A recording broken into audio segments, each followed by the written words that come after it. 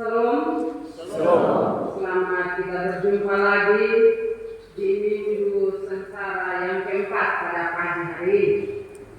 Dan tema yang akan kita renungkan bersama pagi hari ini yaitu mengarahkan pandangan pada sumber keselamatan.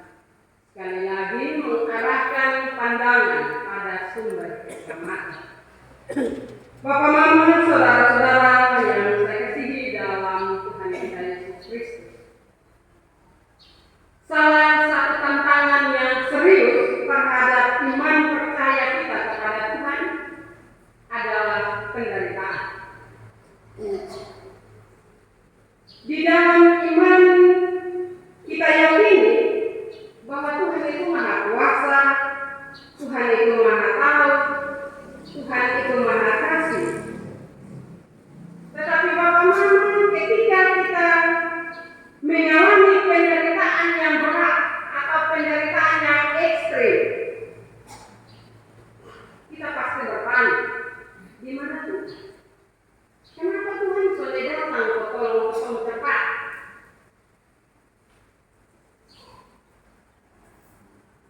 Bapak Mama, sikap seperti yang saya katakan tadi, itu juga ditunjukkan oleh bangsa Israel dalam bacaan kita pada pagi hari ini, di mana mereka mempersalahkan Tuhan dan Musa ketika mereka merasa lapar, haus, dan juga kepanasan.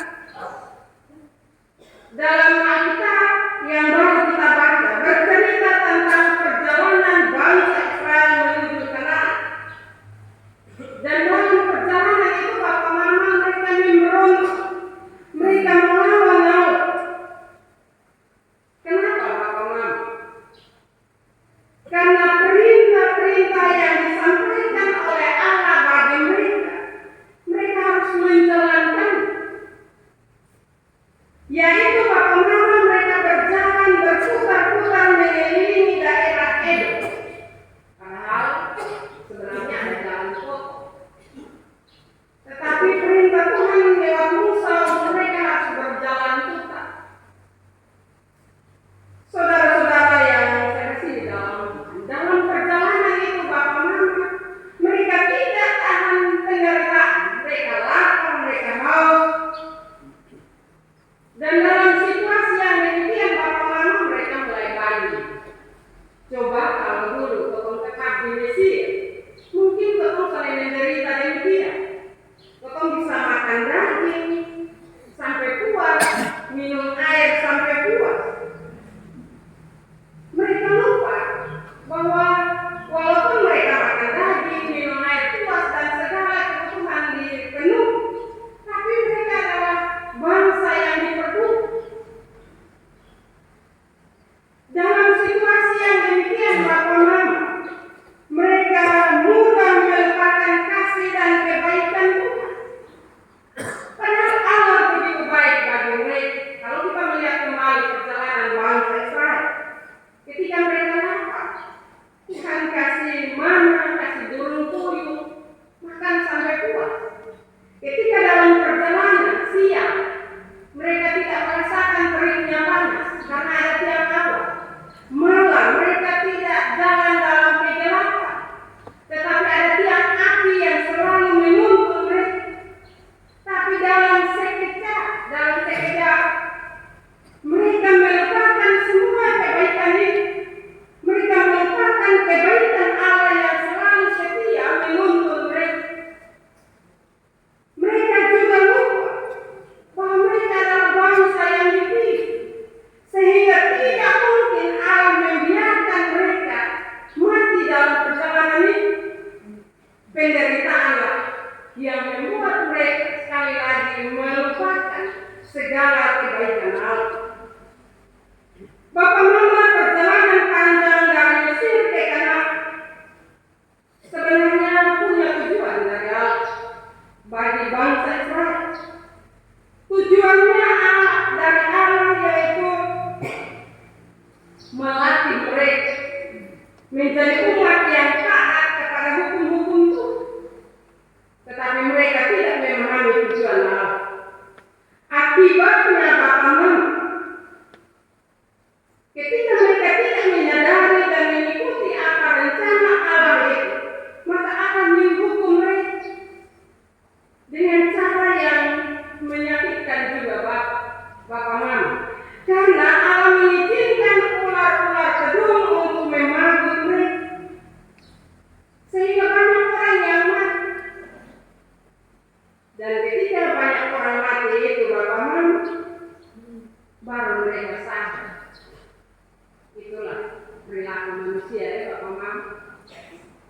baik-baik, betul selama itu Tuhan keren. Nanti so naik ketemu batu, baru ketemu sah. Nah ini belajar dari bangsa Israel, teman. Ketika banyak mereka melihat banyak orang yang mati, baru mereka mulai sadar. Ketika mereka sadar itu bagaimana mereka kembali kepada Musa.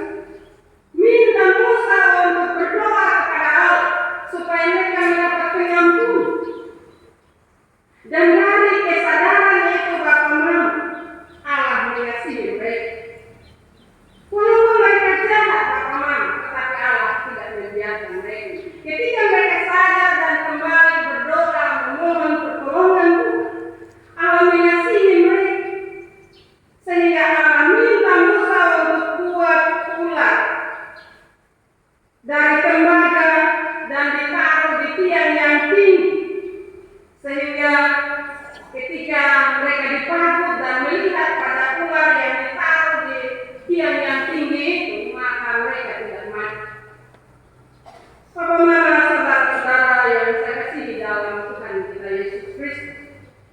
Ada banyak kasus dalam kehidupan kita yang tidak jauh berbeda dari cerita yang kita dengar hari ini, yaitu cerita dari bangsa Israel. Orang percaya atau orang beriman saat ini dalam menjalani hidup ini kita mengalami banyak kasih Tuhan dalam hidup kita. Namun banyak dari kita yang hidup mudah emosi, tidak sabar, bahkan menjauh dari Allah. Karena keadaan hidup yang dialami dalam situasi kesulitan itu bagaimana iman kita selalu berbau. Kenapa saya bilang iman kita berbau? Kalau dalam situasi baik, kita akan mengatakan bahwa Allah itu baik. Tetapi ketika kita ada dalam kesulitan bagaimana, iman kita akan berubah. Dan kita juga tidak kalah jauh dari bangsa Israel. Kita mudah menyalahkan Allah. Karena itu lewat kebenaran firman Tuhan pagi hari ini, bagaimana? Mari kita belajar bahwa apapun situasi dan kondisi kehidupan kita, iman kita jangan berubah. Kita harus tetap percaya kepada pemeliharaan Allah. Karena kita adalah bangsa yang terpilih, bangsa yang telah ditebus. Sehingga dalam kesulitan yang besar sekalipun, kasih Allah tidak pernah luntur. Kalau bangsa Israel bagaimana ketika mereka melawan Allah, akibatnya hukum. Tuhan kasih ular-ular datang pagut sampai mati. Karena itu tanggung jawab kita dalam menjalani hidup masa ini. Kita harus selalu bersyukur. Karena ketika kita tidak mensyukuri apa yang ada pada kita, lalu membandingkan dengan kehidupan orang lain, maka kita akan mempersalahkan Tuhan. Karena itu Bapak Mama sekali lagi, jangan kita bersungut-sungut. Jangan membandingkan hidup kita dengan orang lain dalam situasi sulit saat ini. Bersyukurlah karena masih ada berkat dalam kehidupan kita. Karena itu bersyukur dan dekatkan diri kepada Allah. Itu akan menolong kita untuk tidak jatuh dalam dosa, tidak jatuh dan menerima hukuman dari Allah. Bagaimana di tahun 2024 ini adalah tahun yang sulit bagi kita. Kenapa Bapak Mama? Karena El Nino, panas yang berkepanjangan, membuat banyak orang gagal tanam, gagal panen, membuat banyak orang sakit. Sehingga kebutuhan pokok naik. Karena itu jangan kita banyak mengomel, tetapi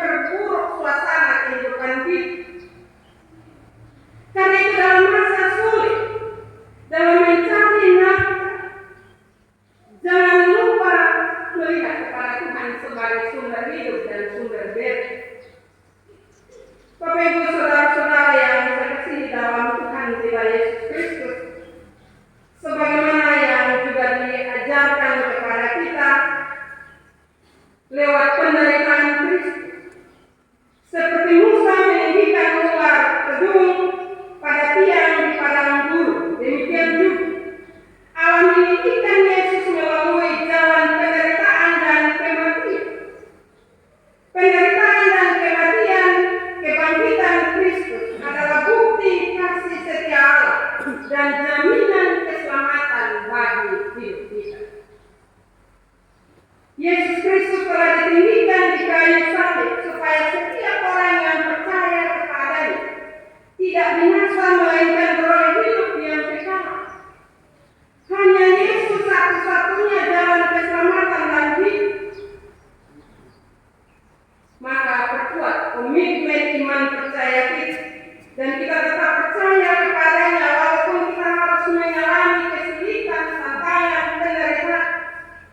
Pandanglah kepada Yesus karena Dia siap menolong kita. Karena itu Bapak Mama, lewat kebenaran firman Tuhan yang kita dengar pagi hari ini, ada beberapa hal yang perlu kita belajar dan kita renung. Yang pertama, segera sadar untuk kebiasaan dan perilaku buruk yang terlanjur kita buat. Ada hal-hal yang salah dalam kehidupan kita, cepat sadar, jangan terlena. Hal-hal salah dalam kehidupan kita terlalu banyak, Bapak Mama. Karena setiap hari kita harus mengaku dosa kita kepada Tuhan. Karena lewat kata-kata kita, lewat perbuatan kita. Jangan sampai penyesalan terlambat. Bangsa Israel sebenarnya penyesalan mereka terlambat. Kenapa saya bilang terlambat? Karena kebaikan Allah mereka remeh. Sehingga ketika ada hukuman baru mereka sadar. Baik yang masih sisa itu masih sadar. Tetapi kalau tidak, semua bisa selesai. Karena itu bagi kita yang masih hidup di zaman anugerah ini, marilah Bapak Mama dalam menjalani hidup ini jalanilah dalam kesadaran. Jangan lupa bahwa kita adalah orang yang telah ditebus oleh Yesus Kristus lewat darah yang mahal. Karena itu marilah sesibuk apapun jangan pakai alasan. Kenapa saya bilang pakai alasan? Karena kita selalu pakai alasan. Satu minggu kita diberi kesehatan, kita diberi beda, masih bisa makan dan minum. Tetapi hari Minggu sengaja lupa hari Minggu.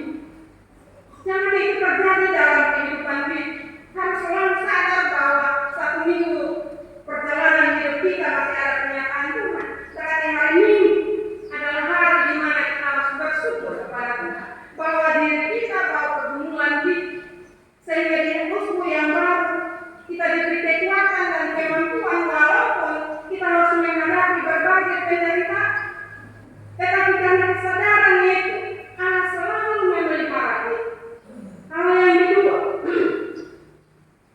Tuhan Allah suruh Musa buat ular tembaga dan taruh di tiang yang lebih tinggi, supaya kalau mereka kena pagut dan lihat ular itu, maka mereka sembuh. Ini punya maksud, Bapak Mama. Di tengah kesukaran itu, baiklah bagi kita untuk tidak sekedar cari jalan keluar untuk mengandalkan kemampuan diri, melainkan undanglah Tuhan Yesus ada bersama-sama dengan kita. Sibuk untuk mengatasi persoalan, tapi jangan lupa untuk melihat Yesus yang selalu melihat kita untuk mau menolong kita. Sehingga dalam menjalani hidup di dunia saat ini dalam berbagai kesulitan, pengharapan kepada Tuhan mesti tetap ada dalam kehidupan setiap orang percaya. Jangan cepat putus asa, walaupun sulit. Yang mungkin harus kita tidak pernah merasakan berbagai kesulitan, misalnya kekurangan pangan. Tetapi di berbagai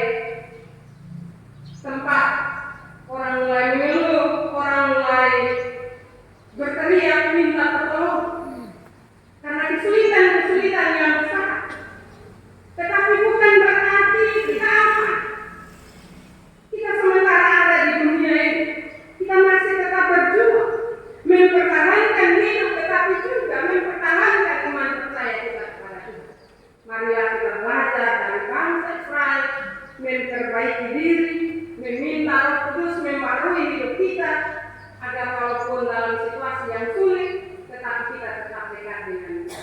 Firman Tuhan memberkati kita pada